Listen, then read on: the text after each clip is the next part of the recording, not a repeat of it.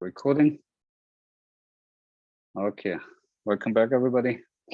So we will be talking today about, so how are things, first of all, okay, so how are things going with the final project? I hope everybody's doing well with it. Things are progressing nicely. It's quite some work, I guess, but it's going to be a wonderful product. I'm looking forward to the presentation next week. If somebody wants to check in, let me know. Let's try to get something on the calendar. And let's chat about where you want to go with it. And yeah, any comments to anything at this point already? If not, then we can get started with logistic regression. Hi, Christine, how are you? Then we can get started with logistic regression. Hey, EJ, welcome back.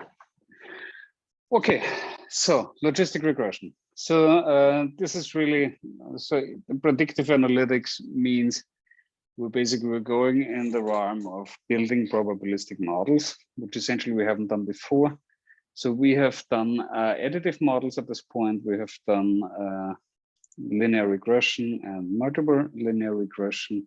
Now we're really going in the direction of building probabilistic models, where we're actually trying to predict outcomes based on parameters at hand. So we will be talking today, we will be gaining and we're going to review multiple regression. We're going to talk about multiple regression and where it stands in the overall realm of regression.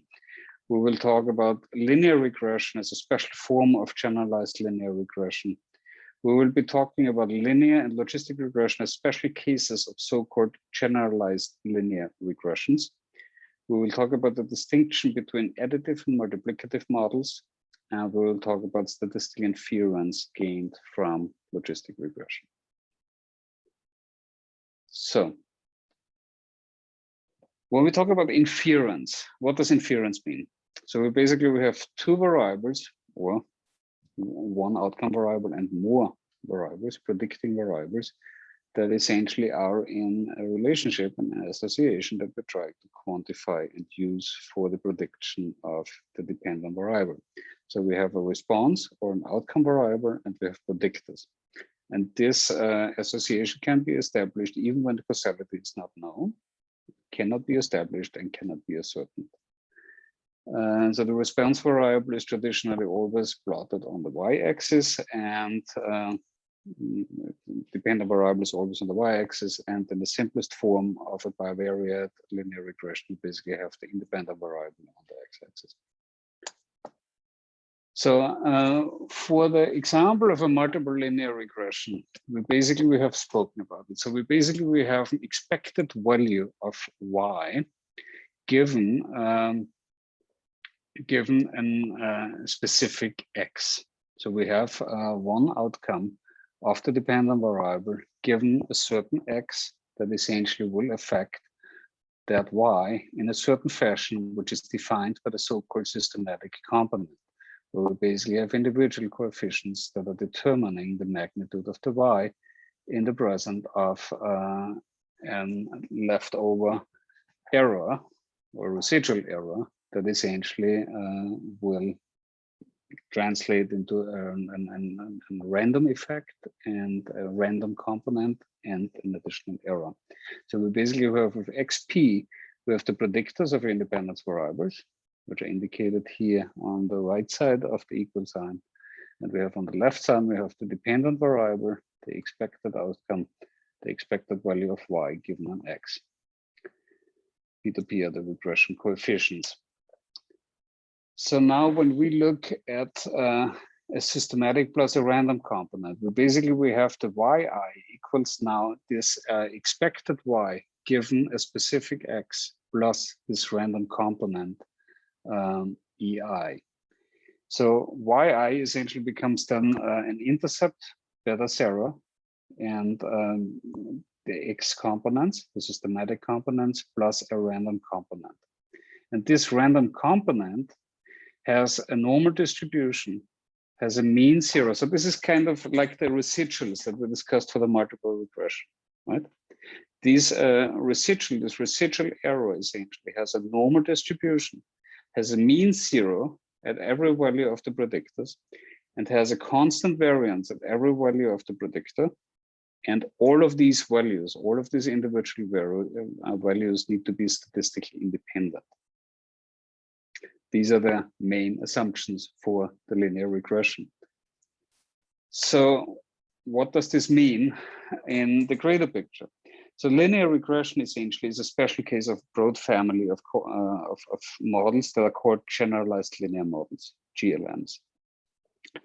What unifies all the generalized linear models is that they have been developed using a maximum likelihood estimation method, which essentially means that the Y will be estimated based on X in a certain fashion that makes the prediction of the Y as plausible as possible given a certain X. So what this means is that all these generalized linear models essentially can model any types of data. This includes count data, Poisson distribution data. This includes non-normally distributed data. This includes also the special case of dichotomous outcomes like we will be discussing today with logistic regression.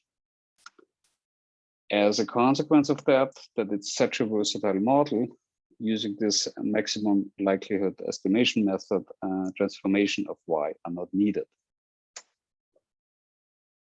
So random components essentially specify conditional distribution of response variables. And these random components do not have to be normal. So basically when we have a systematic component, this is in a multiple linear regression. We have different predictors. You remember how we had the predictors of the book? The weight of the book predicted by the volume of the book, and then in addition by the cover of the book. So a random component here in this regard would, for example, be the cover of the book that essentially does not have to have a normal distribution, but can be a dichotomous variable, basically predicting that weight of the book in the combination of the volume. A systematic component is a systematic component that specifies a linear function of the predictors. And the link specifies the relationship between the expected value of the random component and the systematic component. So if you have a systematic component, these are linear predictors, whereas the random component does not have to be linear, but can take other shape, like for example, counts data or individual nominal data, like for example, an individual subject. What this means is now essentially that the random component is essentially, it becomes normally distributed by its inclusion and by its development of the residuals in the relationship of the systematic component. So this link function essentially means to be establishing this relationship between the systematic component, the random component, and the expected outcome Y as X. So this becomes essentially in the quantification of the odds. We have probabilities. So the probability of an outcome, we have a probability of an event X happening, which is a PX, right? If we transform a PX to what we call an odds ratio or odds, we're dividing the probability of an event to occur by the probability of the event to not occur. So we have, if we have a dichotomous outcome where we only have an event happening and an event not happening, it is the probability of the event happening and the probability of the event not happening. A probability of the event happening would be a PX, whereas the odds of an event to happen is the probability of the event to happen divided by the probability that the event not to happen. So this is when you think of playing roulette. You play roulette and you basically have a 50% probability of red to come. So the odds of red to come is essentially 1, because it's basically dividing 1 by the probability of it not to come. So if you have a higher probability of an event to happen, this essentially will be exceeding the 1, and will basically increasing. So we're basically getting now to the prediction of such odds by basically using a systematic component and a random component. The linear predictor essentially will predict this log odds, or these log of the odds, which are basically now the basis of a logistic regression, by building individual predictors predicting the odds of an event to occur. So, all right, I see. And so where did I lose you? So, okay. Any questions so far with systematic components and random components? So essentially, what we're trying to model an outcome, which essentially is determined by the probability of an X. We're trying to transform the probability of an X by dividing the probability of an event to happen by the probability of an event not to happen. Log transforming this essentially will lead to a linear association with these predictors that essentially can be predictors associating with the probability of that event to happen. So when you think, for example, you think of the probability to having to go to a hospital, you would hypothetically, you would see a sudden decrease in blood pressure as being a binary event that essentially will inform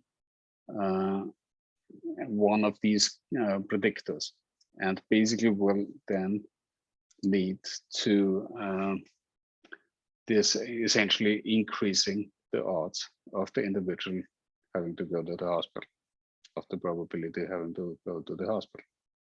So a random component would essentially be a binomial distribution where the outcome is essentially a binary outcome, and it's predicted in a linear fashion by linear predictors predicting the odds of this outcome.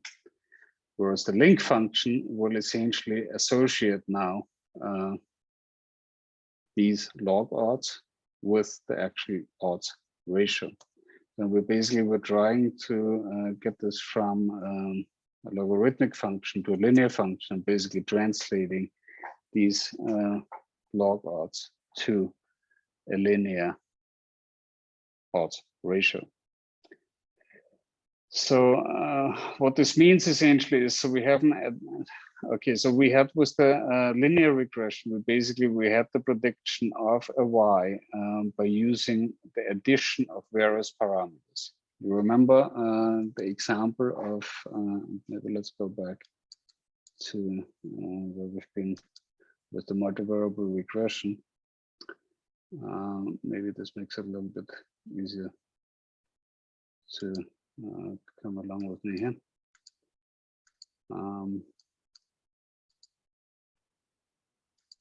Okay, so remember we spoke last time. We spoke last time about multivariable regression, right? So we spoke about the prediction of the weight of a book by using the volume of a book and the cover of a book. So we had, and this is a systematic component, this is a systematic linear component that basically builds by just adding together the weight of the book. We can predict the weight of the book by taking the intercept plus the volume multiplied by 0.72 minus the 184 grams that a paperback will be lighter than a hardcover. So this essentially is an additive model. So we're basically adding each of these components together, and by that we're basically getting a weight, a predicted weight. So the components are essentially the same, but they're predicting something different. So what we are basically predicting here in a multiplicative model is the log odds. So these log odds essentially means that if one of these predictors takes the shape of 1.5, for example, and these 1.5 essentially will result in exponentially, where we're basically transforming this logit back to the actual odds ratio. We're essentially using exp 1.5 plus 1.5 is equal to exp 1.5 multiplied by exp 1.5. So essentially what we're doing, we're transforming it from a linear shape which is determined by these predictor variables back into a nonlinear form. And by that, we're getting from the log odds a probability along a logit function. And this logit function is exactly this logit function that determines the association between these linear predictors and the log odds and the probabilities. So what does this mean? When you have an outcome, you have a binary outcome, you have hospitalization, yes, no. You want to predict this using parameters that you have in your data set.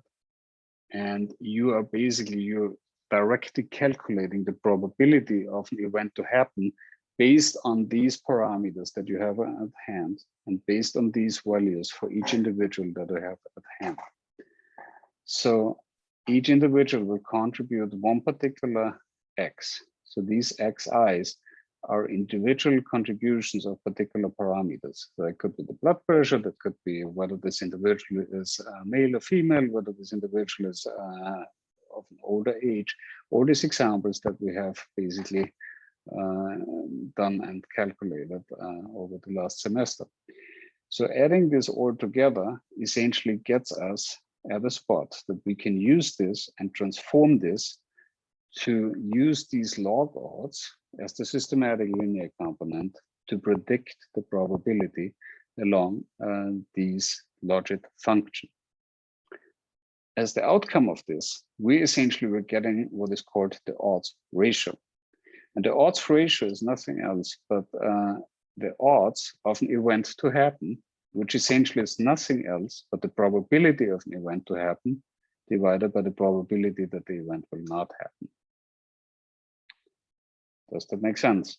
So the odds is basically you transforming the probability of the event, which is usually between 0 and 1, into a form that it basically is reflected from 1, where the event will happen with a 50% probability, to either being more likely to happen in the presence of a certain feature. Then it goes from 1 to infinity, or it goes from 1 lower to infinity if it's not going to happen. So this is basically what you're calculating by transforming probabilities into odds. Any questions? I see not much reactions, so I'm not sure that's a good sign or not a good sign. So essentially, it is the only and the most basic probabilistic model that we're actually trying to approach in this class. And it goes into a direction where we basically trying to determine probabilities of events. And the example that we have here to quantify that, and now we're getting a little bit more. So let's turn more to the practical side of things, because then it becomes a little easier to understand. So we're having here a contraceptive use data set. So this is a Princeton data set that basically did study 1,607 women in different age groups, with different educational standards, with different preferences on their future child wishes, and would basically classify them according to their use of contraceptives. So this being said, we will now essentially download this data set. And let's quickly do that. So this loads directly into your R. So once we have this downloaded, we essentially see that there are 16 observations of 5 arrivals. So we have here 4 age groups. We have different education status that are distributed amongst all these age groups. Then we have the wish of having more children or not. And we have the use of contraceptives or the use of not, the lack of use of a contraceptive. So essentially using these data, essentially this leads to this contingency table.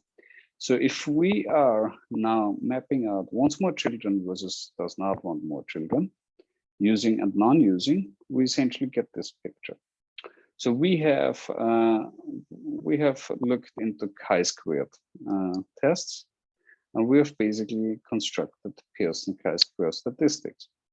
So just as a recap, going back to where we essentially did our first example on chi-squared, we have an expected count E for each cell, which is basically following along with the distribution in the respective group, right? So we have 507 individuals, 507 women did not use contraceptives. So essentially that would lead us to an expected count in the contraceptive use group with an additional child wish of 307. And then from this out, we basically can calculate all other cells. So this gives us the expected counts, right? So this follows the same outline as the example we had for class number 10, I believe it was. So mapping this out essentially will now lead us to calculated chi-squared. So it's observed minus expected squared divided by the expected. Summing that up basically will lead you to a chi-squared of 92. This, following a chi-squared distribution, is essentially exceeding our critical value on the chi-squared distribution and will basically lead us to reject our null hypothesis. Okay, so we have an observed that exceeds the expected values, and by that we're getting a chi-squared exceeding our critical values. As such, we're basically rejecting our null hypothesis. Is that fine so far? Any questions? I think that part is considerably easy. And we did in the same context of our example for the chi-squared, we also discussed the calculation of an odds ratio. So remember how we had relative risk. The relative risk, so we have now contraceptive use is our outcome. So we have using versus not using. We have wants more children or not.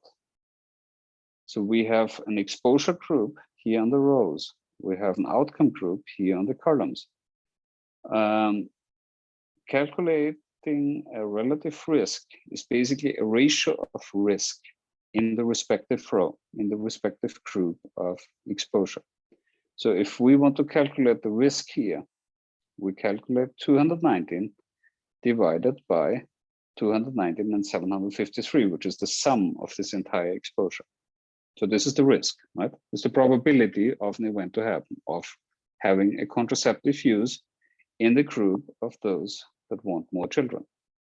If we do the same exercise now in those that do not want more children, we're basically calculating 288 divided by 288 plus 347. So essentially that gives us a probability of 0.45. So we're getting two probabilities. Depending on the exposure, we get two different probabilities that this woman will take contraceptives, depending on her wish of more additional children. So calculating these two as a risk ratio will lead us to a risk of 0.497. So that essentially is a risk ratio that basically renders the wish for more children protective against the use of contraceptives, which makes a lot of sense, right? If you want more children, why would you take contraceptives? Make sense? Logic. So if we do the same exercise with odds ratios, we're essentially now doing exactly what I mentioned before. So odds ratios are basically the probability of an event to happen divided by the probability of the event not to happen. So we have here the probability of using while still wanting more children, divided by 1 minus the probability of using and not wanting more children. So now we basically get the odds for the first group, for the exposure group. So we're doing the same thing as we do here, but we are this time not using the relative risk. We're not using the risk, which basically is 219 divided by 290 plus 753. Now this time around, we do 219 divided by 219 plus 753 divided by 1 minus that probability, right? So now we're calculating the odds. So now we're getting the odds for the first exposure group, and we're dividing it by the odds of the second exposure group. And dividing odds of one exposure group by the odds of the second exposure group gets us to the odds ratio. And this is the meaning of an odds ratio. And now we're backpedaling. So now we're backpedaling to this. So because this log of this odds ratio is essentially nothing else but that odds ratio that we have just seen calculated based on the contingency table. It's just predicted by a systematic component, which are here our predictors. One of those predictors could be that exposure of wanting more children or not wanting more children, right? So this could be a predictor for this odds ratio. So it's using a different method to estimate the same odds ratio. And it's using this different method because it allows for us to take much more into account and to account for much more additional predictors. And this is now where it's getting even more practical.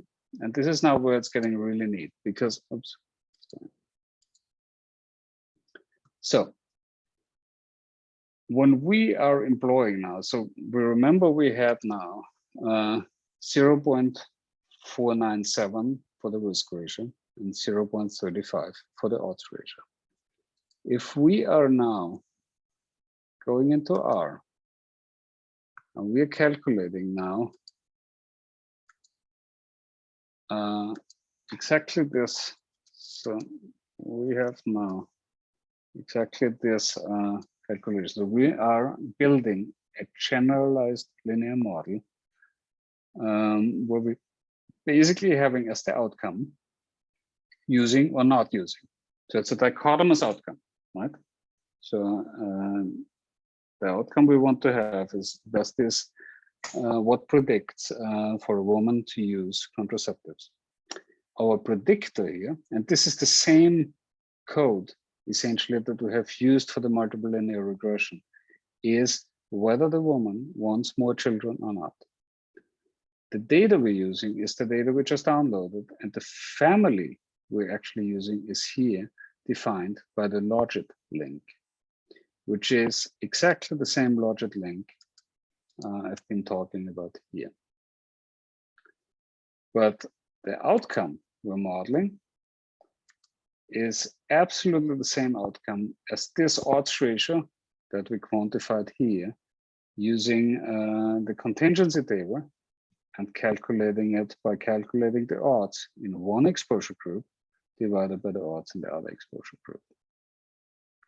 So all this being said, if we are now modeling out our first logistic regression model with the fit GLM C-bind using, not using, not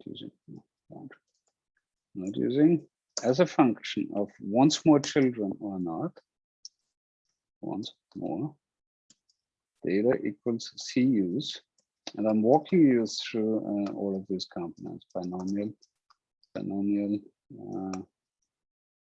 loaded. We get our first model, and this is now, if we do summary fit, I'm dropping this in the chat. So really work with me on this one. So you will see how useful essentially logistic regression is for many of the projects that you actually envision for your final project. So we are looking at essentially at our formula. So we want as the outcome using versus non-using. We have as the predictor, we have once more children. This family comes from a binomial distribution, which is the probability of an event to happen versus the probability of an event not to happen, using a logit function from the data contraceptive use.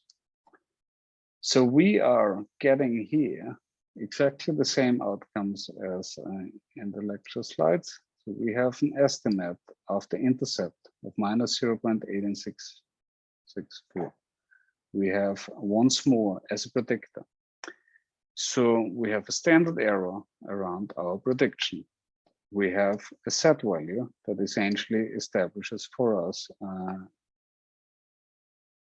probability of this estimate essentially being accurate and significantly affecting our outcome. And we have here with the prediction, we have a significant predictor on our outcome, which is using contraceptives versus not using contraceptives. So we are essentially then only quantifying our deviance residuals, and we will talk about residuals in a little bit later, So the deviance residuals are essentially the same as we have seen with the residuals on our estimate for the linear regression, right? You remember with linear regression, we have our residuals that essentially are were the distances of our individual scores to our predicted model, right? And we quantified the prediction and the explained variability. What was it? The explained variability of our model by using and calculating the so-called R-squared. So the R-squared would give us the proportion of explained variability of the overall variability. So this explained variability is then determined by the predictors that have been included and to what extent these explain the variability in your overall data. And the deviance residuals in our model, our logistic regression models, are basically nothing else but that. And they're calculated a little bit more complicated, and I'll show you the equation, but I'm not gonna go too deep into the details of that. But essentially, it allows you to have a feeling about how good is my model, how accurate is the prediction, and how insightful is that actually what I'm gaining from employing that model. So when we're looking now in this at this model, so we're having here estimates that essentially are determined for the intercept and for the actual predictor as a binary predictor. So once more kids, yes or no. And essentially this leads in its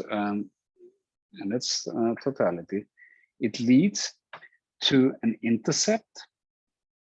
The intercept is kind of this base kind of probability, right? This is the probability when everything else is zero. So if you take this model and the woman does not want more children, essentially then this will become zero, because this is then on a binary, it's either 1 or 0. If this is 0, you're basically turning this to 0, and this becomes basically non-predictive. So the only thing that is less that is left to predict the probability of an event to happen, which is the use of contraceptive, is then the intercept. And this is shown with this graph, where we basically have a baseline probability determined by the intercept, which is then added by wanting more children or not. So this essentially adds up to the so-called log odds. And this is where things are getting a little trickier, because these log odds, essentially, you need to exponentiate them first before you can actually interpret them as odds ratios, because they're log odds. So when you essentially have, we'll talk about this in a second, and it's actually, it sounds more complicated than it is. So you basically, you're adding up your log odds, and this leads you, and this is where additive versus multiplicative. So multiple regression, you're just adding up the individual terms and you're getting to the weight of the book. If you have log odds as a multiplicative model, you essentially have individual log odds that basically add up to log odds that essentially need to be multiplied. So it's actually, it's a multiplicative approach rather than an additive approach.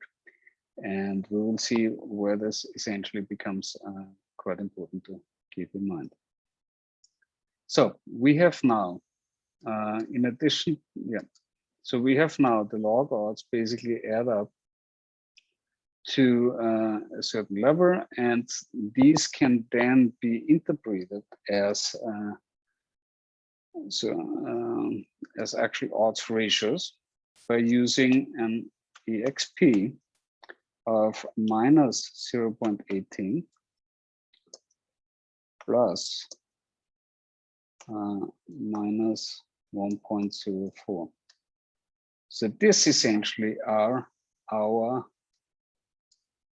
this is our odds ratio. So the EXP, so we talked about these being the log odds, because we are on our probability,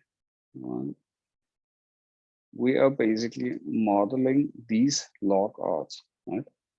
So if we have -1, we essentially exponentiate now our -1. And we are adding up somewhere here on this function, and we're basically getting a probability of 0.3. Does that make sense? So this is the relationship between log odds and probability. And usually this association is the toughest part to understand with logistic regression, because you have these odds ratios that are being calculated here and a function of basically having odds for each of these groups. So relating, yes, Alan. Yeah, can you just send just the odds code into the chat? Didn't I? Oh, I thought I did.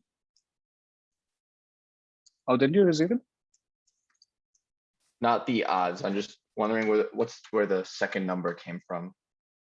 Oh. So you just okay, let's see the following.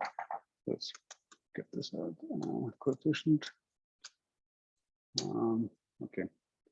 So we do EXP coefficient 1 plus coefficient 2. That's actually the more accurate estimate. Okay. So this is this. So it's basically exponentiating coefficient 1. Coefficient 1 is, and we talked about this earlier, how you extract things from a logistic regression, right? So essentially you can, with fit coefficient, you're basically addressing each coefficient in your model And you can do this with both of them. So you basically you extracting both of them, exponentiating them essentially leads you to get the over odds ratio.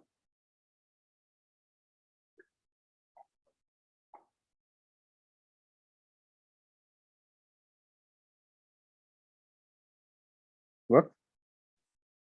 Perfect. Okay. Thank you. Good. All right. So again, so this is obviously somewhat less accurate, but it's an approximation, right?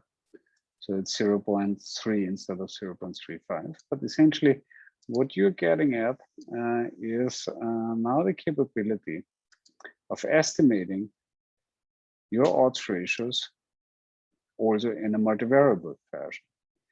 So when you want to calculate the odds of a woman that is at an earlier age, at a younger age, was between 25 and 29, and wants more children, you can do that by just adding up the estimate and the estimate from once more, yes, right? So if you say, okay, so you have, so the youngest group, so essentially somebody who is younger than 25, which is our reference group here, right? So you always have, so you have 4 age groups, right? You have 4 age groups. You have younger than 25, you have 25 to 29, you have 30 to 39, you have 40 to 49.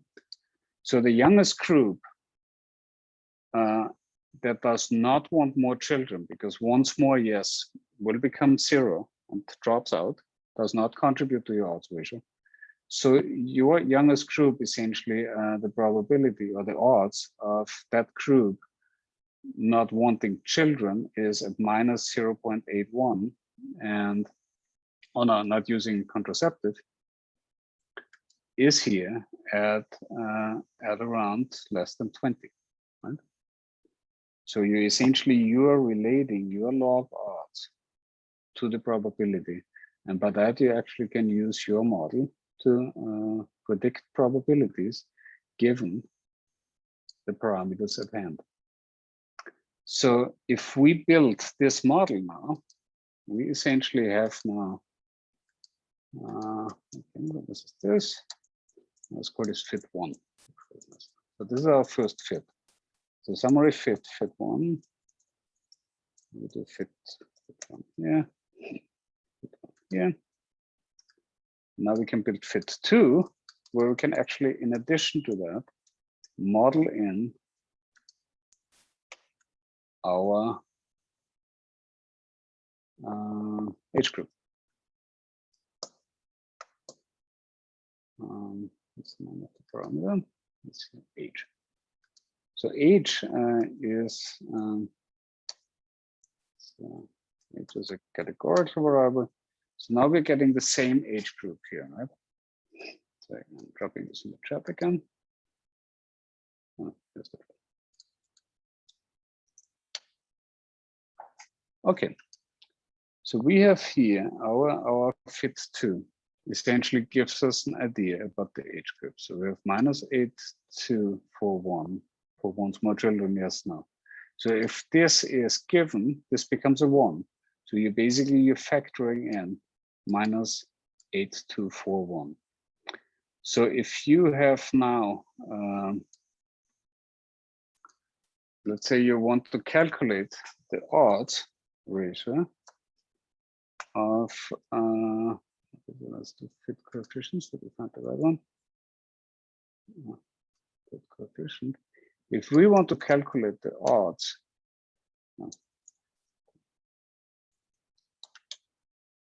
so if we want to calculate the odds, so we always need to factor in the intercept, right?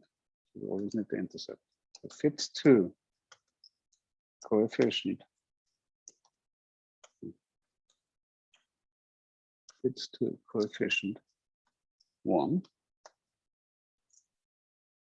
So let's say, so we do So now the woman wants more children. This becomes 2 plus fit coefficient. Which age group are we going to do? Let's do the age group from 25 to 29, which is 0.36. This would be now. So we're looking here at a probability of odds of 0.27 for the woman taking contraceptives.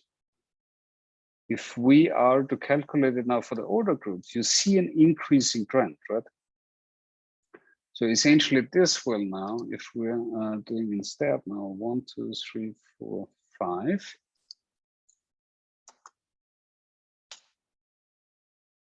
We basically will see a larger probability for the woman to take contraceptives. Right? So overall, this allows us now to really see what determines the probability and odds of taking contraceptives. So now you can, in addition to that, you can also model in interactions. And this is where we're not going to go too deep into the topic, because here it's getting somewhat very complicated. So if we want to factor in the interaction between age and wanting more children, and this is basically where we see then the probability decreasing. So if you are, okay, so let's do fit 3. Fit 3 is now age multiplied by 1's mind. This is, I'm just showing you, just bear with me, I'm going to show you how to model interactions in principle, because the relationship between age and wanting more children obviously cannot be calculated by just adding things up, because you need to take into account that age will affect the probability of taking contraceptive in the first place, right? So if we do once more, there would be modeled instead of the plus with multiplication sign, and by that we essentially get now the following picture. So we're getting now an increasing, or actually decreasing, because they're getting more negative, decreasing log odds of having contraceptives. And decreasing log odds essentially in this context, fit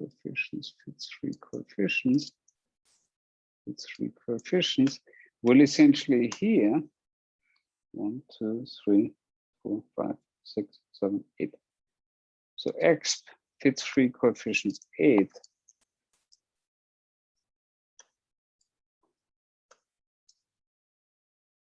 is here 0.25 odds, but comparing this was, for example, a younger age,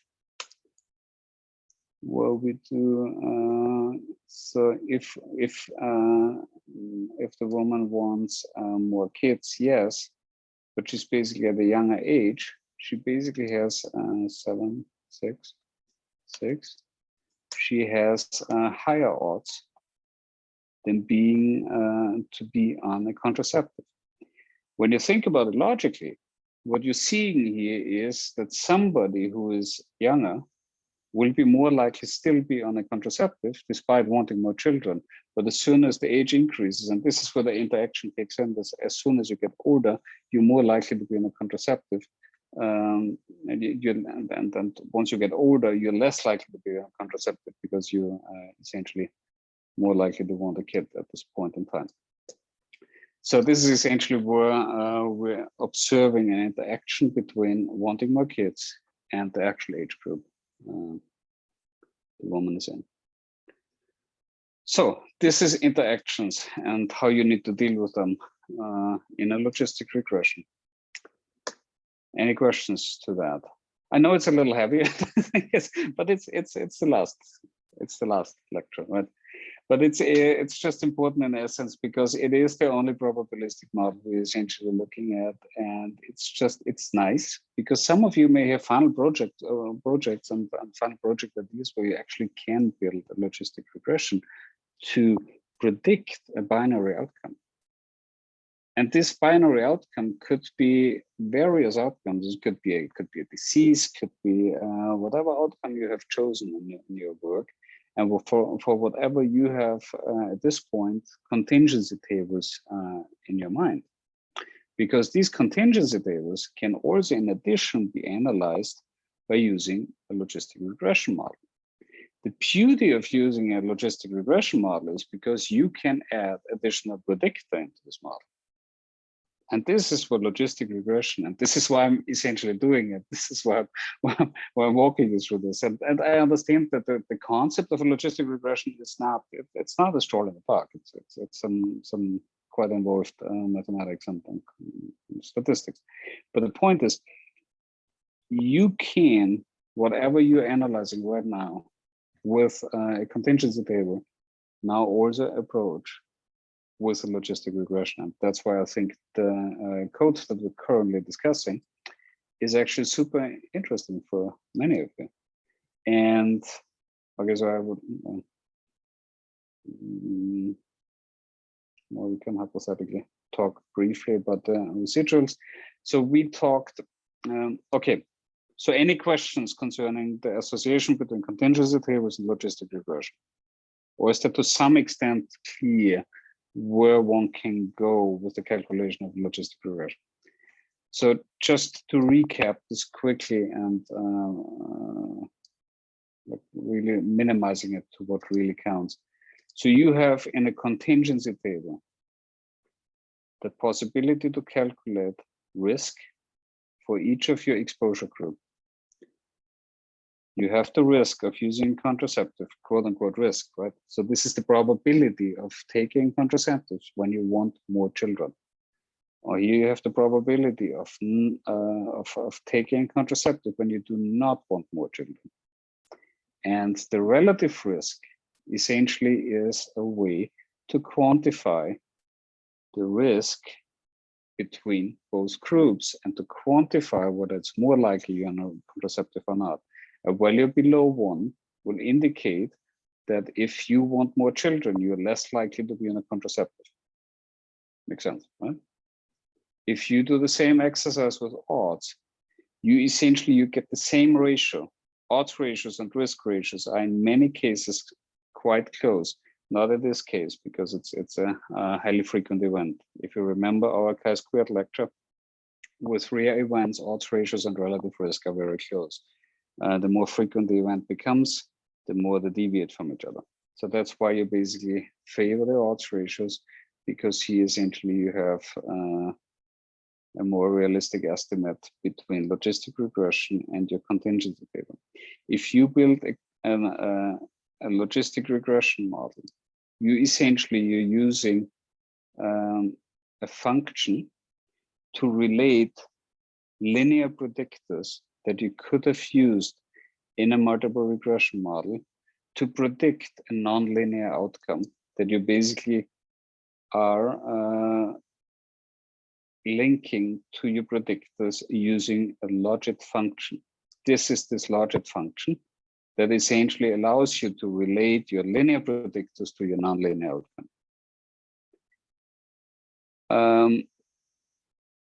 This is the reason why your estimate in your logistic regression model needs to be exponentiated to be interpreted as an odds ratio, because you need to employ this function to essentially get it back on a nonlinear scale that you actually can interpret as an odds ratio. This is where log odds and odds ratio always need to be exponentiated to come back on this odds ratio level. Good. Is this to some extent clear? Are there any questions that I can address at this point? The principle, I hope, is clear what is being thought to be done. was a logistic regression. So essentially we have then residuals that allow for us to see the fit of the predicted probability for each data point. So we essentially can, for each individual is in a certain, has a certain wish for more children, is in a certain age group, and has a certain characteristic, basically allowing the estimation of this individual probability. So you can basically use a logistic regression model to predict each individual's probability of being on a contraceptive or not. Or in the context of a disease, you can do disease prediction, right? And this is why it's predictive analytics, because you're building a probabilistic model based on data at hand, and you're using this probabilistic model to individualize your risk prediction for each patient in your cohort. This is also these are the basics of machine learning. These are the basics of artificial intelligence, and these are basically the basics of predictive analytics, where you can estimate individual risks. Each individual and each prediction for each individual will also result in residual error, in residual difference between the prediction and your actual value. So because you know the outcome, right? So you build your model, and you basically you know from that built model, you will calculate the probability. So the probability found in your data of a certain outcome will allow you, with the maximum likelihood estimation, to quantify the likelihood for the probability to be true for one individual. And the difference between those two are essentially your residuals.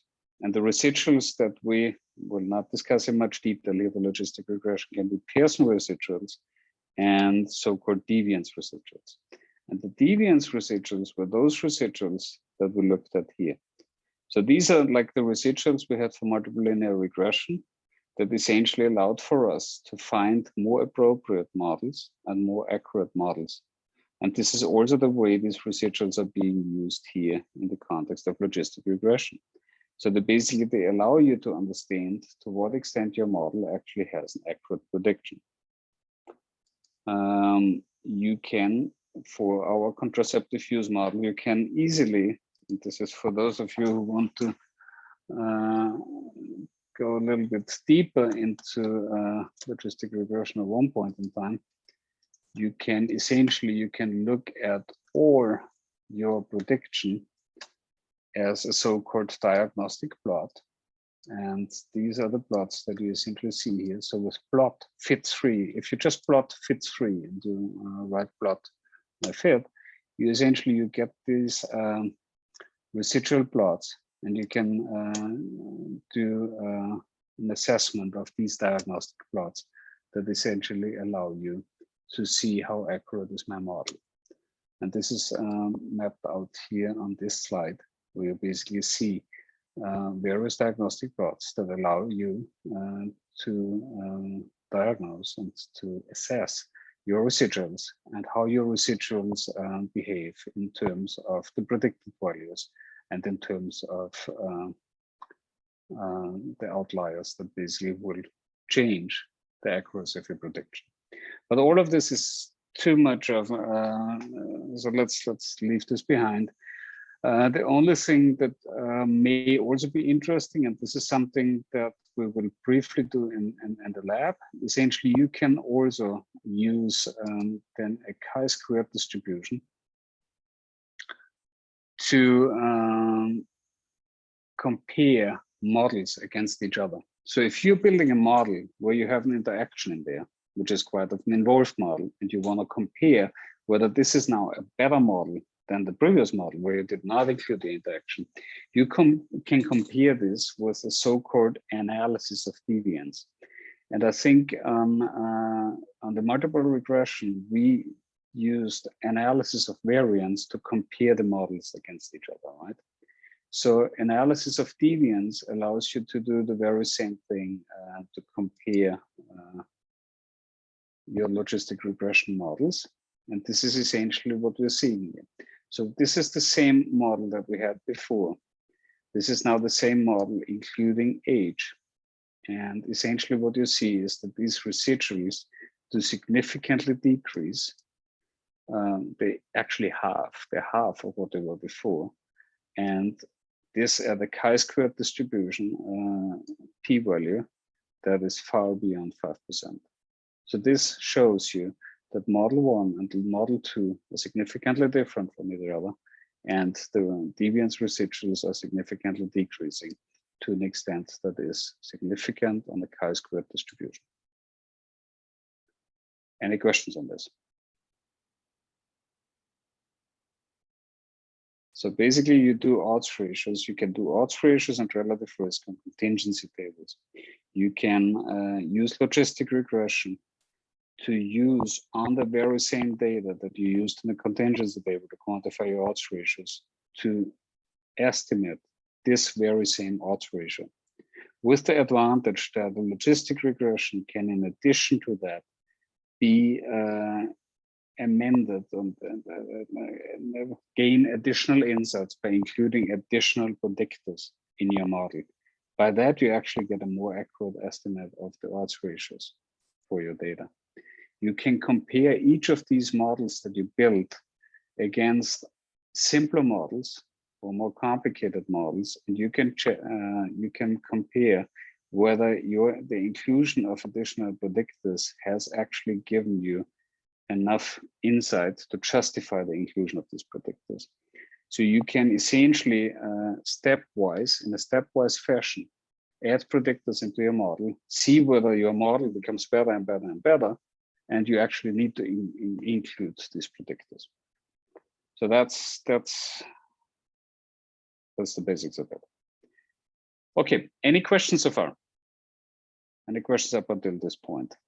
I know it's a little bit, yeah, a little bit more involved. I understand that, but it's also it's a very powerful tool, as you can imagine, because it's like you're predicting the probability of the event to happen.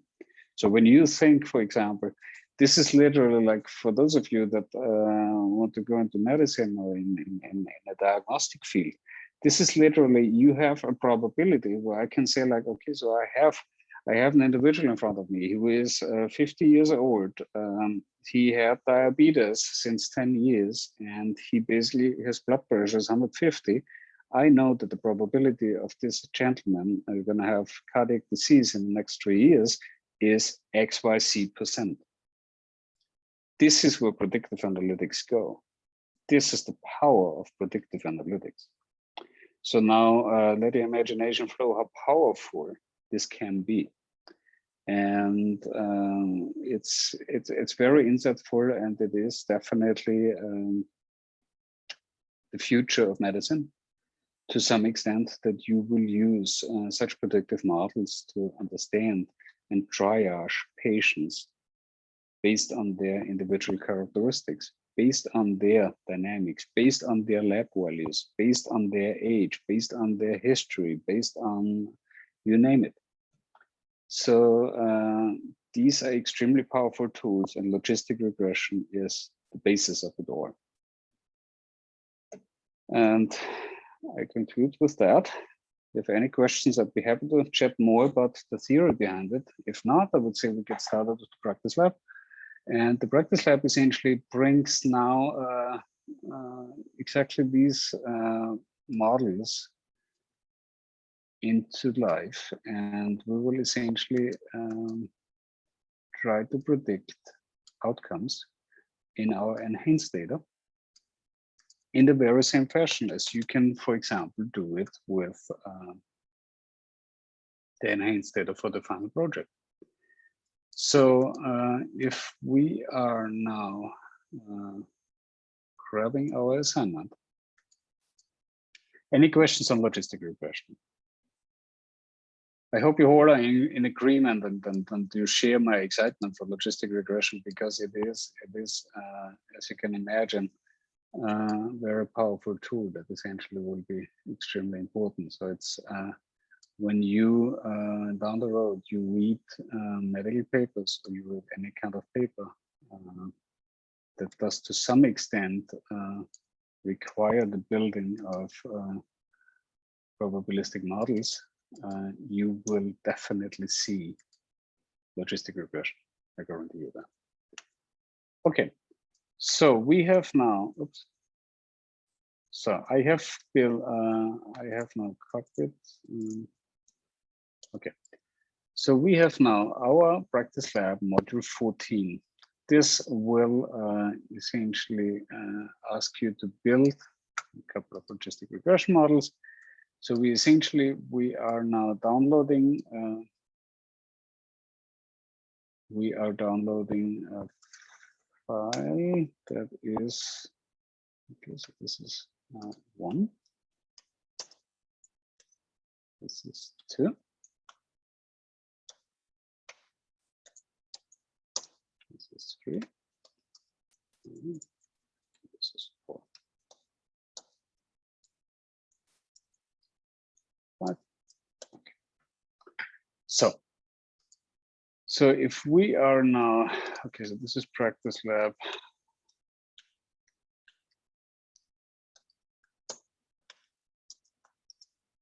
Module 14. So I'm dropping the first lines in the chat in a second.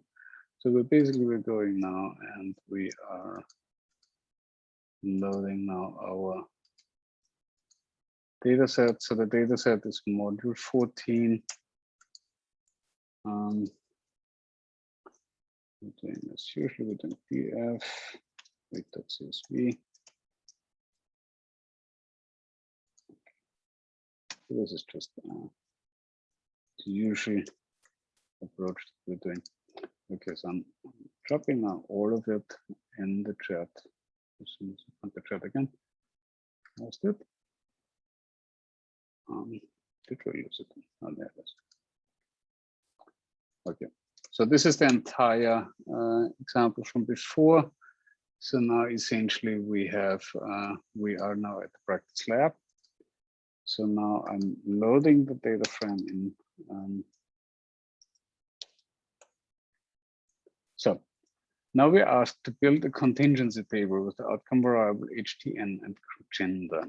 Okay, so if we are investigating now our file, so we have now heads df. So we have here EGFR, BMI, SPB, male. Okay. So we have now df.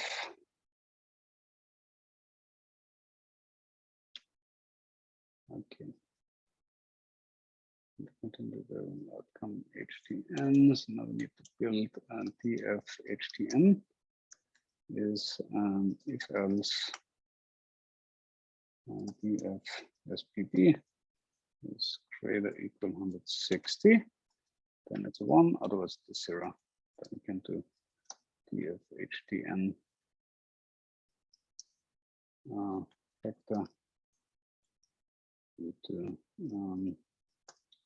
factor df SPB, HTN levels equals C1 and R1. To labels equals C HTN. No HTN and HTN. Okay. Good. So that should do this part. I'm dropping this in the chat in a second. This is HTN factor. This should now be okay. 67 with hypertension.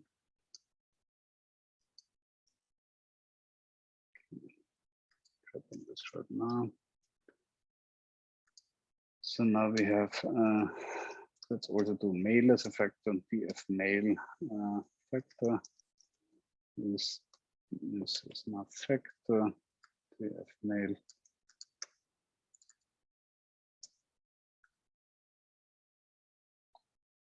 Level 0 and 1 is now female.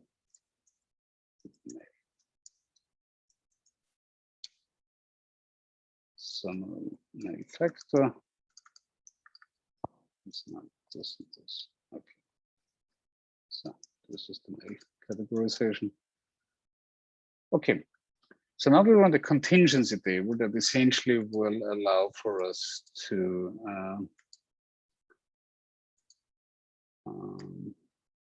do the odds ratios individually and allow us to reproduce them our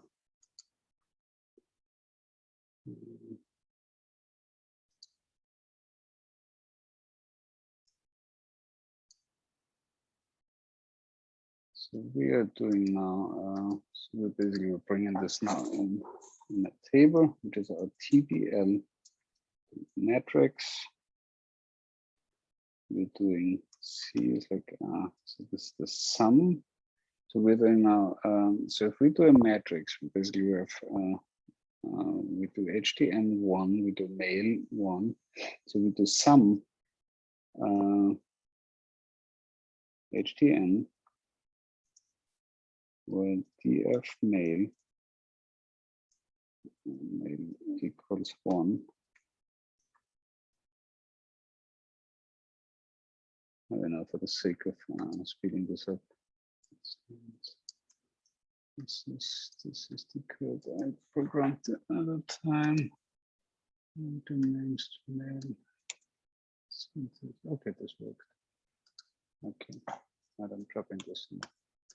Okay, so we're doing here matrix. We're doing sum of DF HTN, DF male. So this is essentially our 20. Then we do sum DF HTN and male equals 0, which is our 47, right? So these are our females with blood pressure. So we have 67 in total. We have 67, 20 males, 47 females. We have now 448 males that do not have hypertension, and we do have 485. Good. So now if we want to calculate now the odds ratio, we essentially can do this by calculating A divided by B. So A divided by B would be A divided by B, would get us essentially to this code. So we're basically calculating.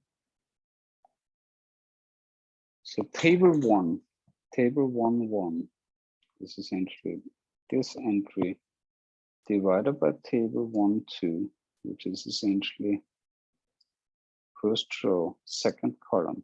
Then we have table 2.1, which is this divided by this. So this gives us the odds ratio, which is a 0.46. Or alternatively, we get the relative risk, which is 0.48.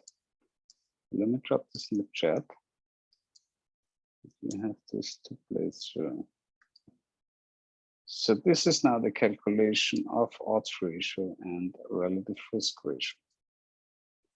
So we are now build a contingency table with the outcome variable HTN and gender. Do men have a higher risk of having HTN? Do you see as men having a higher risk of having HTN? Are the odds of being male greater for those with high STB? Is the relative risk ratio consistent with the odds ratio? So, is there a higher risk of having HTN? So essentially, when we are looking at the first row, we're getting 0.04, 0.045. If you're looking at second row, which is this is a higher risk, right? So we essentially, we are looking at males having an almost double risk of having high blood pressure, right?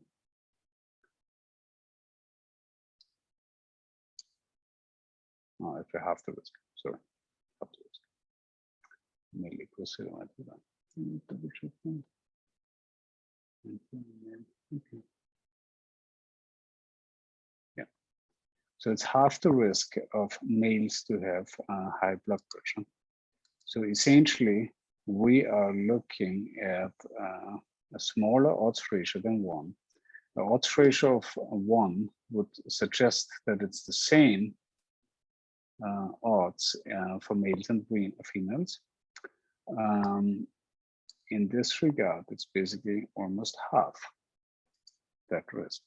So if we want to quantify this now using a logistic regression, so we have here the odds ratios are consistent.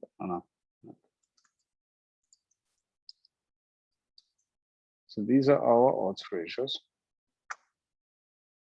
that are virtually consistent, right, between those results. So if we are to calculate now a logistic regression model, we essentially would do fit. This is now fit HDN.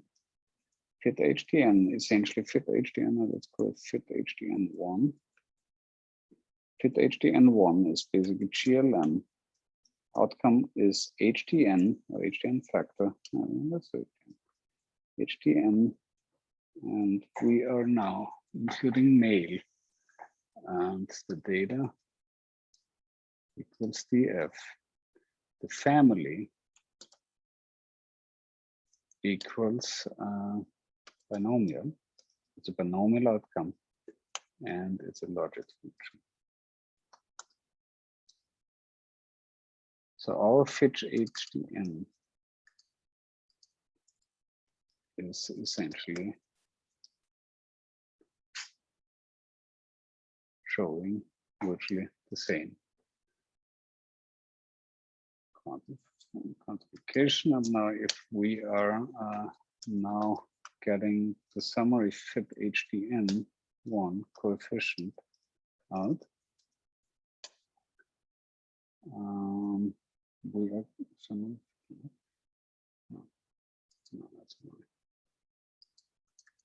that's fit HDN coefficients. This is now our coefficient for male, and if we are now exponentiating this,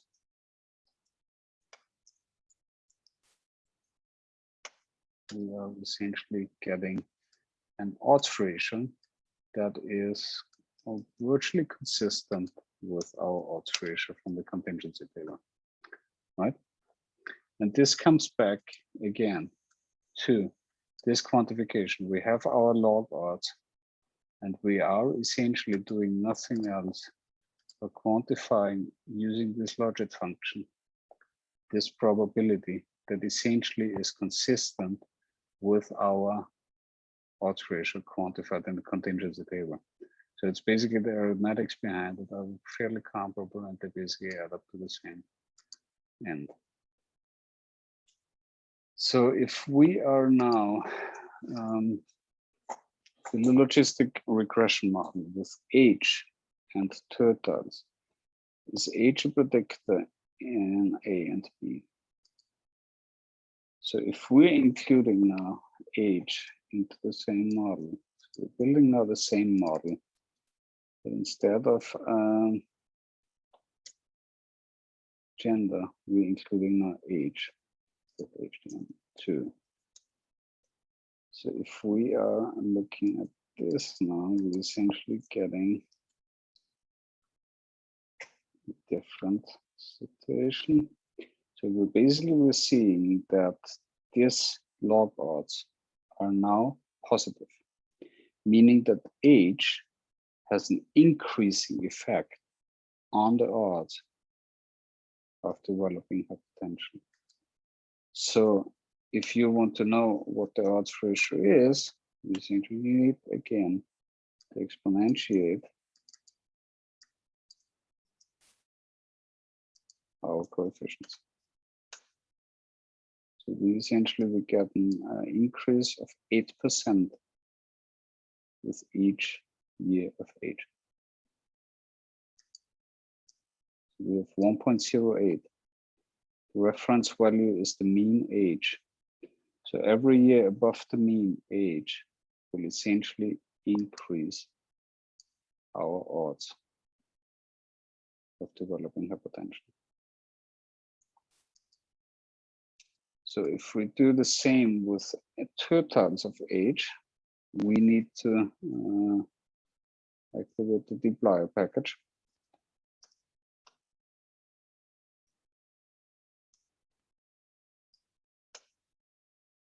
And now do df, quickly, df age totals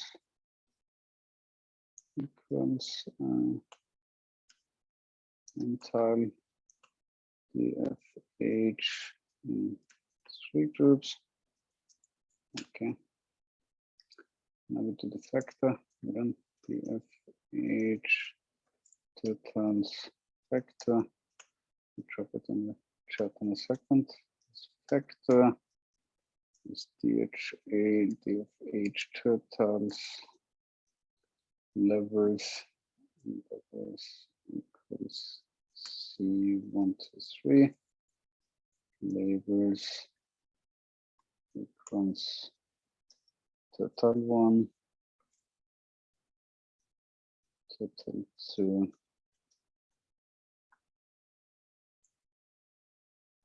and total 3. So dropping this in the chat. And so now we do summary age total factor. We basically have this now nicely distributed in these 3 groups, and now we're going to build a new logistic regression model, which is here DFN HDN3. We do age totals factor. We do DF HDN3. Good. So this shows us now the effect of these 3 tertiles, which is strong. It's a quite massive effect. And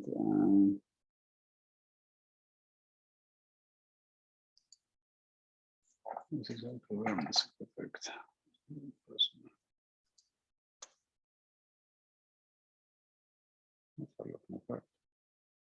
But it's not significant.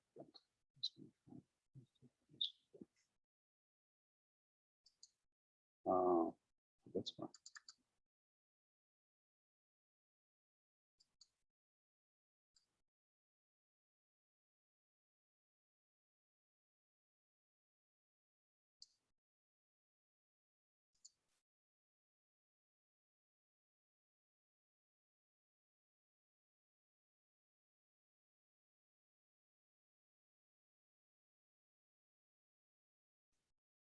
Let me read this stuff. Ignore this for now.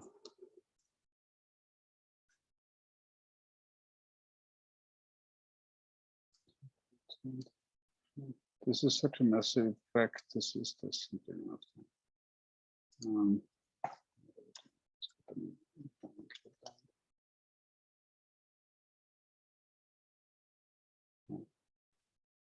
Yeah, so H is such a strong effect. So yeah, this is more than a hypothetical example. Don't be too much example.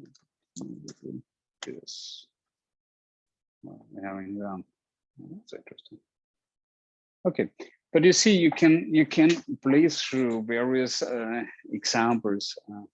Dropping this in the chat. So don't be too excited about the H example. It's not a well chosen example.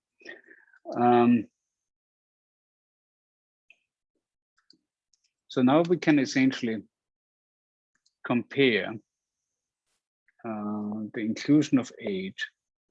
So if we are building now, let's go back to the male example. Let's do fit HDN1, and let's do fit HDN2, and we're adding age. That is HDN. This is actually HTN4. So if we're adding now HTN4, we're adding now gender and age in the same model. And we want to actually compare whether it actually makes a difference. We're doing an ANOVA of, remember how we're comparing ANOVA, logistic regression models. We're comparing them with ANOVA, right? Using ANOVA fit and fit1, testing it for a likelihood ratio test to essentially comparing the likelihood and the accuracy of each model by comparing the residual, the deviance residuals. So we're doing this by comparing now the models against each other with type and test equals LRT. And so, okay, I need to run it first. So we're doing here now the same model, and I've dropped it on chat. So we're running here now two models. We're running one model with only gender included. That's the model we ran before.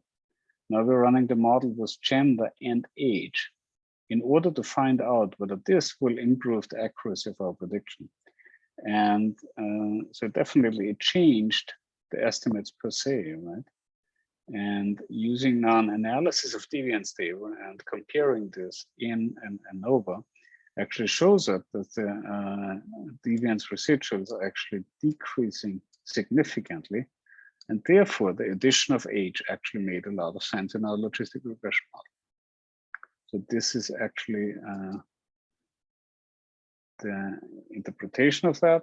So building a table showing now all models with their OR. This is essentially can easily be done. So we're doing this now by, so if we do, let's do this actually with fit HTN1 and coefficients.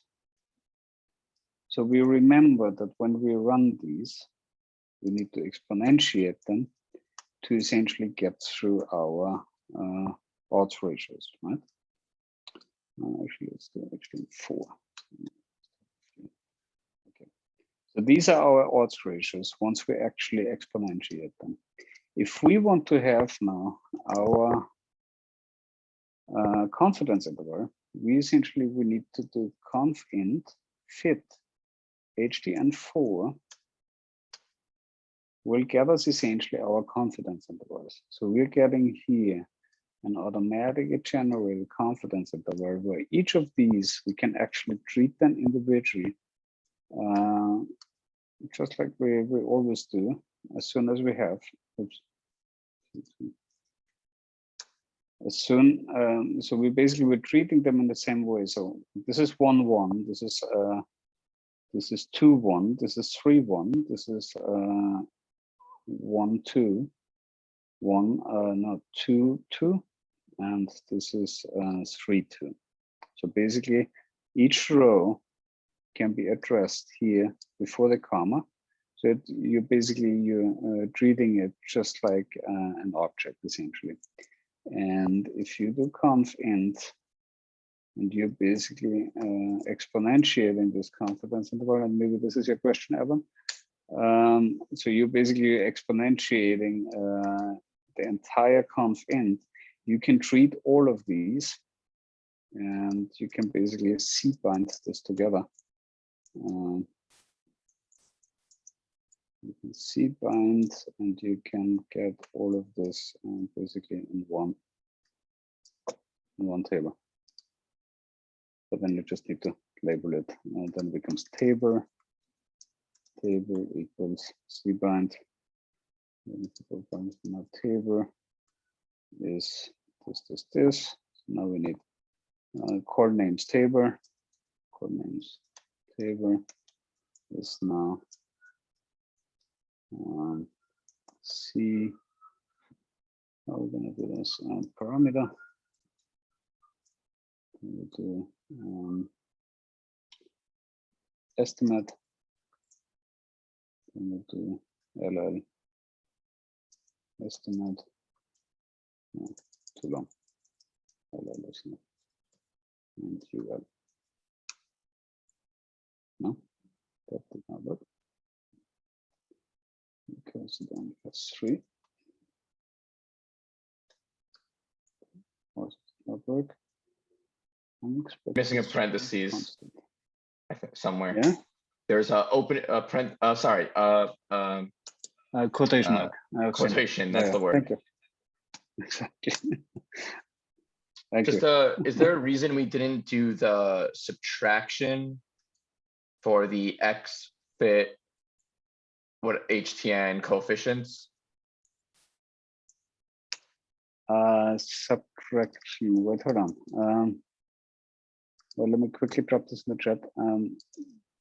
The subtraction. Sorry, I'm not sure I'm following. Which subtraction? So before we said what the odds ratio that we subtracted the exponents from one another. No, this is only when you want the actual probability. This is just when you want the actual odds for one individual condition. So this is the general model where you basically quantify the odds ratio for one condition over the other. So this is you would not do that. So this is the intercept is also in most interpretation for one individual feature like gender or age. Essentially, you don't need to add these up. Only when you want the actual odds, then you need to include and factor in the intercept. So this was just to make a point that essentially the odds can be estimated using logistic regression. But for the interpretation of the actual individual contribution to the odds ratio, to the quote unquote risk or probability of an event to happen, you don't need to do that. Make sense? Okay, so this was essentially all I had for today. Did we leave something out? No, I think it was all. Any questions? I know this was now a little bit. It was a little bit of more involved kind of class, right? But it's as you can see, it's considerably easy, and you can essentially gain a lot of insights with employing logistic regression and building probabilistic models. So you gain a lot, and the understanding of the basic concept of logistic regression, it may not be helpful now for the final project, but down the road, if you are being involved to some extent in statistics, logistic regression is really the basis of a lot of probability estimations that we'll be doing. So the slides, those of you who will further the statistic education, I think, goes through the slides again once you're actually there. I think these slides are of great didactic value, and I'm very grateful to Professor Waldron to have them to granted me the privilege to actually show them to you. All right, any questions? No? Well, I think that was all I had for today, and that was our last lecture. So now it's really just next week. I'm leaning back and I'm enjoying to see your presentations and your work, which is going to be exciting. And I'm going to look forward to hear about your ideas, see your analysis, criticize a little bit your analysis. So it's going to be a fun Q&A. I'm looking forward to that. I'm going to think of some particularly mean questions. No, I'm looking forward to see what ideas you came up with. In case you want to chat about something, let me know. Shoot me an email. Let's hop on a call. Send me wherever you stand. I'm happy to schedule something and work with you. Thank you. Get your products in a more fun stage. Anytime, absolutely. Have a nice evening.